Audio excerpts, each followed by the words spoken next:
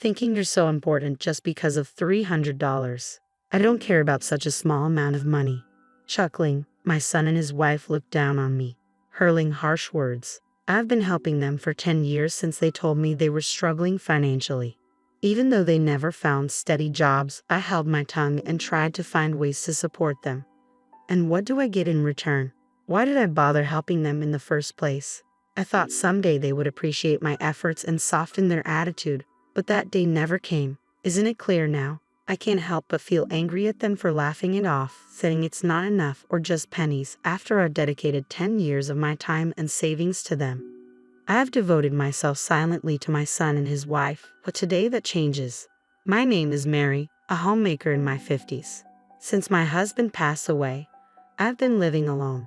We have a son who moved out after college and now has a family nearby.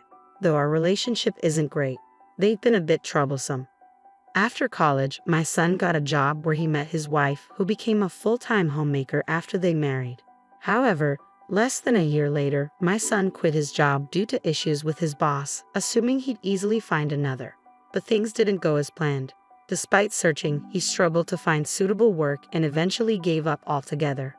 His wife didn't show interest in working either, and within months they faced financial difficulties. To help them, I began sending them a modest $300 each month.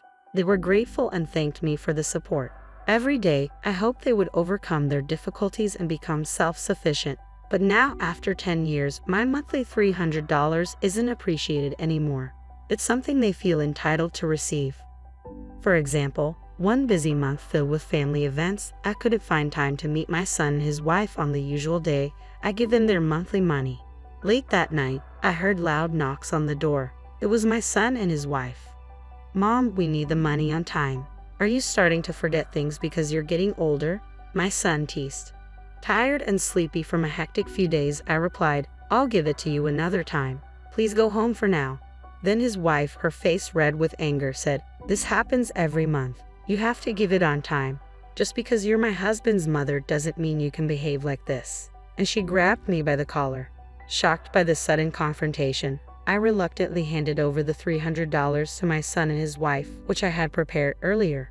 "If you had just given it to us in the first place, this wouldn't have happened. I don't want to resort to physical force with you either," his wife continued.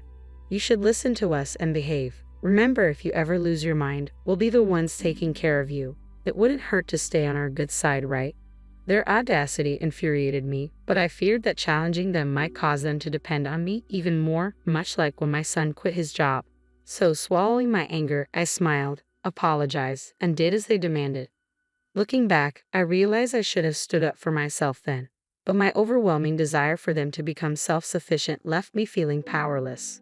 The unpleasant memories with them weren't just confined to that day. I received a call from a concerned neighbor. "Mary, can we discuss your son and his wife?" "Oh dear," I apologized. "I'll be right there." Apparently, when the neighbor returned from shopping, she noticed signs of a break-in at her place.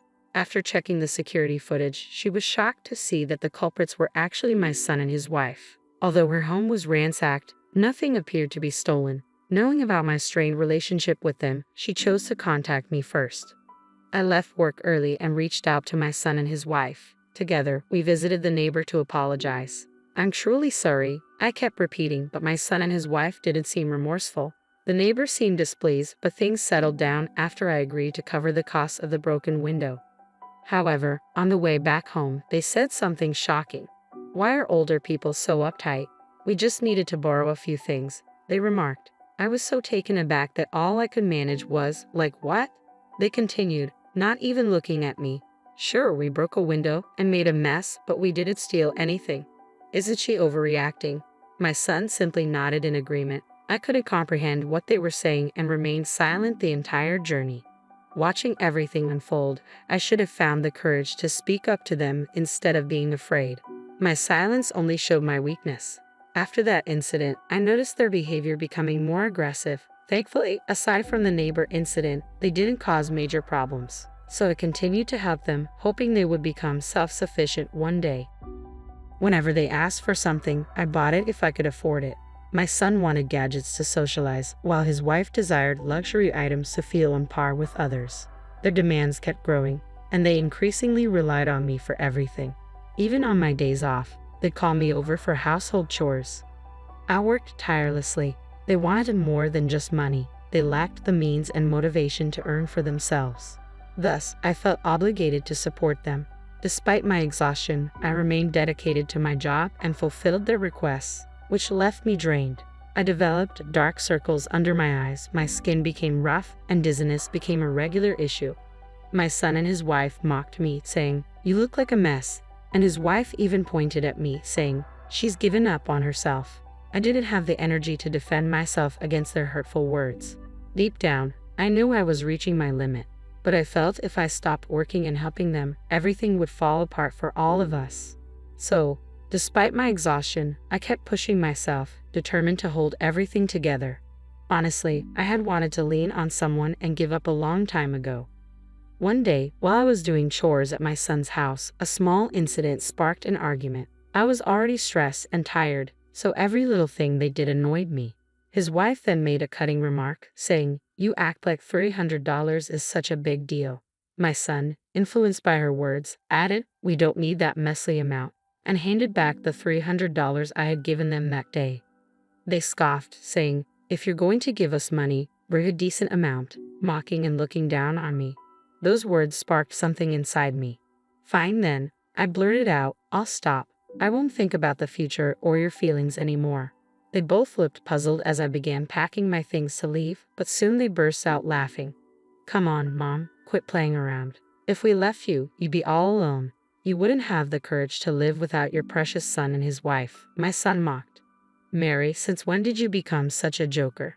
That wasn't funny at all. You had me worry for a moment there," his wife chimed in. They thought I was just venting frustration and not serious about ending the financial support. They continued to mock me. "If you've got the courage, go ahead and leave," they challenged. "But if you do, we'll cut ties with you. Think you can handle being all alone? You'll regret those words soon enough. Your stubborn mom could never do something like that, right?"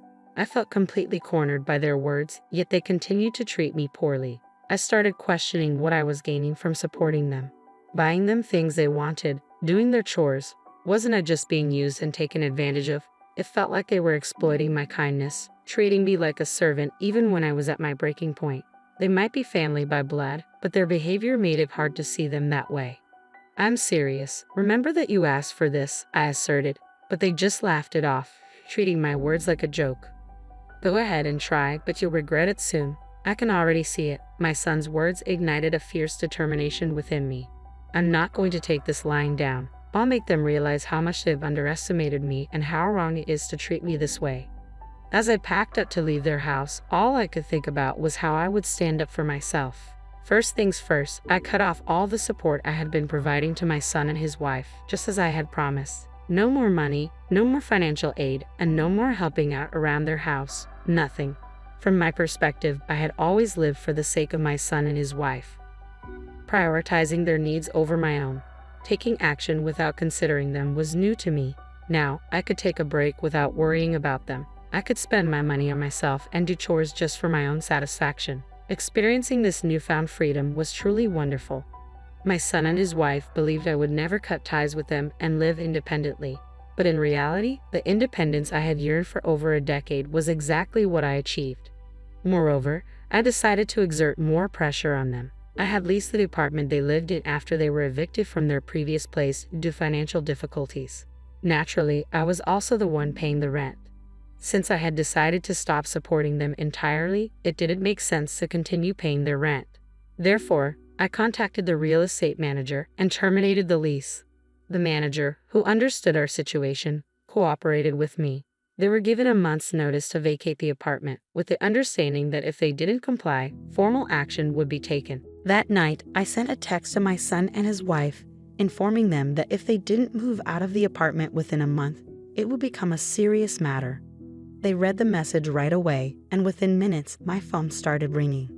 "Mom, what the hell is this? Where are we supposed to go?" My son shouted as soon as I answered. I could hear his wife panicking in the background. "You may have forgotten, but I was the one paying for that apartment. I told you I was stopping all support, didn't I? So, canceling the lease was the next step." I replied calmly. "We never agreed to that." You said you'd stop sending money, but we assumed everything else would continue, my son protested. I chuckled at his naive expectation. Really? While you speak so harshly to me, you thought you could still rely on my support for everything else, except the allowance? It's astonishing to see how naive my son and his wife can be. I had let them treat me however they pleased for too long. Even when I expressed my discomfort, I always gave in to their demands, financially and with my time. It was somewhat selfish of me, hoping they would eventually become independent. But I was mistaken. They were the type to take advantage of my generosity as much as they were pampered by it. In hindsight, I should have clearly asserted my position and made them understand. I was the one providing allowance, offering financial support beyond that, and taking care of their household chores. However they look at it, I held the upper hand, and they should have shown gratitude and respect towards me. Instead, they treated me with utter disrespect, like a servant, a mere tool, an ATM to be used at their convenience. To make matters worse, they even laughed at me. When I was at my wit's end, why did I exert myself so much for such an unreasonable couple? Even when they treated me unfairly, I remained silent and let them have their way.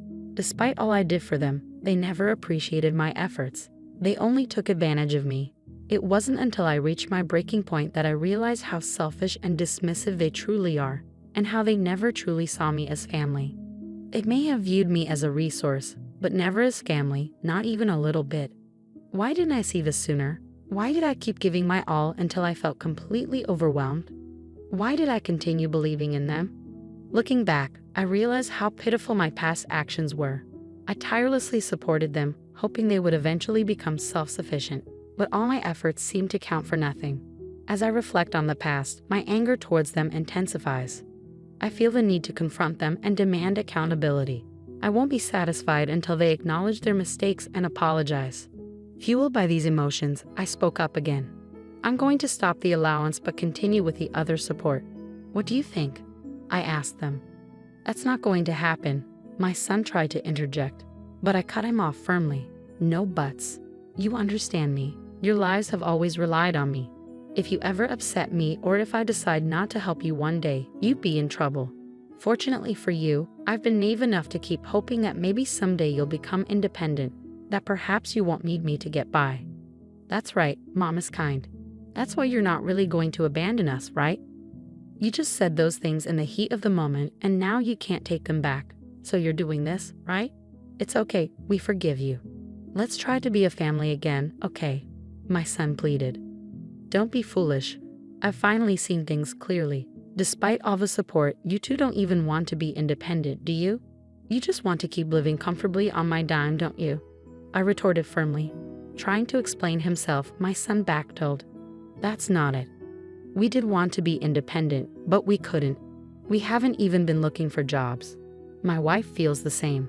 We tried in our own way, but it's been impossible. Almost laughing at his response, I couldn't believe their audacity to claim they had tried their best in their own way. I had been observing my son and his wife closely for years. Neither of them seemed to put any effort into finding jobs or living frugally. Instead, they were comfortably living off me every single day. How could they possibly say they had tried their best? Listen, Mom, we're really grateful for everything you've done. We can't even express it in words, but you've always gone above and beyond for us. We know we depend on you to live, and we'd be lost without you. So why don't we start over? You need us too, right? My son pleaded. Are you kidding me? I don't need you, I responded bluntly. On one hand, there's a guy who's still stuck on some trouble from 10 years ago, never holding down a steady job and just being lazy. And on the other hand, there's a woman acting like a stay-at-home wife, never supporting or pushing her husband, just doing as she pleases. You think I need people like you too? You couldn't be more wrong. Do you have any idea how much I've endured because of you two? Day in and day out, I work to make money for you, and even when I'm not working, I'm doing chores for you. It's been incredibly tough, and I finally come to realize that. After all that, I'm not naive enough to want to be family with you too. Don't say such harsh things, Mom. We need you, my son insisted. Without someone like you supporting us all the time, Despite my words, my son continued to argue from his perspective, disregarding mine. As I pondered what to do next, I suddenly heard a voice shout, "Give me that." Then his wife took the phone. Mary, honestly, I've been frustrated with my husband's selfish behavior too. Most men go out, work, and support their family, but he just wanders around, not working. For my sake, I regret marrying him every day. I feel just as hurt as you do. I'm a victim too. Please help me, even if it's just me, I can't do this without you. After making her shocking plea to abandon her husband to save herself, his wife continued, I'll do anything you need me to do, whether it's housekeeping or anything else. Use me however you want. Please, Mary, don't abandon me. Her words left me stunned, and I could hear the couple arguing loudly over the phone, each trying to assert control of the conversation.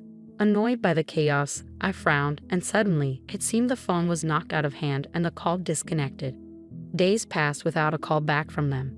It turned out their relationship had deteriorated significantly after that incident, leading them to decide on divorce and go their separate ways. They blamed each other and even fought over money, prolonging the dispute until their divorce was finalized. After the divorce, both of them tried reaching out to me, but by then, I had already blocked their numbers, so I never heard from them again. My son took on a factory job, working day and night just to make ends meet. Meanwhile, his ex-wife tearfully returned to her parents' home and confessed everything. They reprimanded her harshly. She came to apologize, accompanied by her parents, but she was crying so much that I couldn't make out her words. Since then, I've been living for myself. For a decade, I had been tied down by their needs and never had a moment to focus on myself. Embracing a life centered around my own needs felt incredibly refreshing and liberating. Although I ended up alone without them, I found solace in it. I'm uncertain about the future. There may come a time when I won't have the luxury to live solely for myself. But for now, I believe I deserve to prioritize my own happiness.